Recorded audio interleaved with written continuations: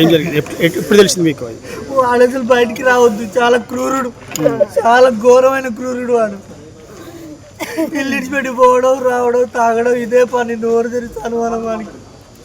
బయటికి అన్ని బయటికి రానివద్దు అసలు. వాడు మా చెల్లి ఎట్లా చచ్చిపోయింది అట్నే అంతకంటే ఎక్కువ హీనంగా చంపాలి వాడిని అంతే. మా చెల్లి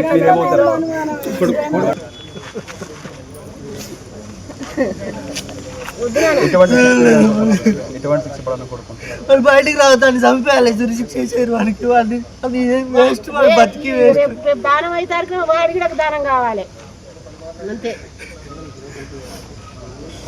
అక్క బిడ్డ ఫోన్ చేసింది, అమ్మ ఇట్లా పుషమొచ్చినామనంటే చంపేసిండంట, నిన్ననే చచ్చిపోయిందట. అంటే మాకు తెలియదారని మేము ఇక్కడ ఉడిలో వెళ్ళి వచ్చినాం. మాకు ఇంటికి వచ్చినాక మా చెల్లె చచ్చిపోయిందని చెప్పింది. మరి ఎట్లా చంపిండో, ఏ లెక్కన చంపిండో, తాగి మళ్ళీ చంపిండు. మరి మేము చూడలేదు, ఎట్లా చచ్చిపోయిందో తెలియదు మాకు. పొద్దున మాకు ఫోన్ చేస్తే తెలిసింది మా చెల్లె. పరారులో ఉన్నాడో మరి పోలీస్ స్టేషన్ లో ఉన్నాడో తెలియదండి ఇక. కానీ మా చెల్లె ఎట్లా చచ్చిపోయిందో, నన్ను బయట నన్ను చూసినా పర్వాలేదు, నేను వాళ్ళ పెద్దమ్మ బిడ్డనే, నన్ను బయట వాడు చూసి నన్ను చంపినా పర్వాలేదు, కానీ వాడు కూడా చచ్చిపోవాలి, మా చెల్లెతో పాటు చచ్చిపోవాలి వాడి కూడా. ఒక కొడుకు ఒక బిడ్డ, బిడ్డకి 2 బిడ్డలు, ఒక కొడుకు ఒక బిడ్డ. మొన్ననే వచ్చింది, 5 తారీఖే వచ్చింది మా చెల్లె. 5 తారీఖు కానుక చేసి వచ్చింది. 5 తారీఖు కానుక చేసి వచ్చి 7వ తారీఖు వరకల్లా మా చెల్లెని చంపిండు వాడు. అనుమానం ఉంటుంది, మస్తు అనుమానం. ఏం లేదు, అనుమానంతో ఇల్లు ఇచ్చిపెట్టిపోతాడు. వానికి బయట తిరుగుళ్ళు చాలా ఉన్నాయి. పొద్దున్న లేస్తే ఎవరితో ఒక దాంతో తిరుగుతాడు.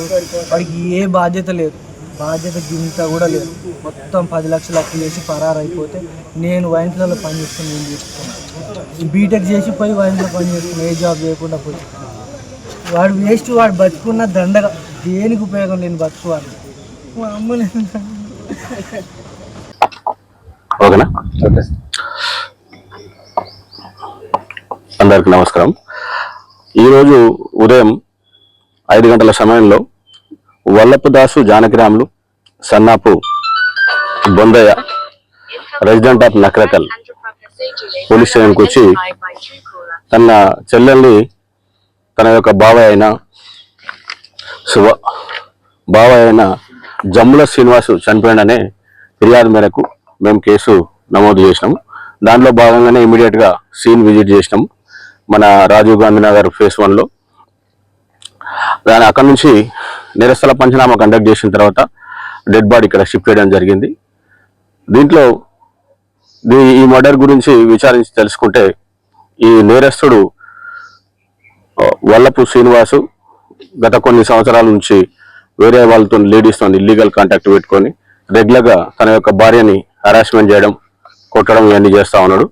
దాంట్లో భాగంగానే నిన్న కూడా ఏ విధంగానైనా ఎలిమినేట్ చేస్తే నాకు నా యొక్క సొంత చేసే పనులకు అడ్డంగా ఉందనే ఉద్దేశంతో కర్రతోని తలపై కొట్టి చంపినట్లుగా కనిపిస్తున్నది.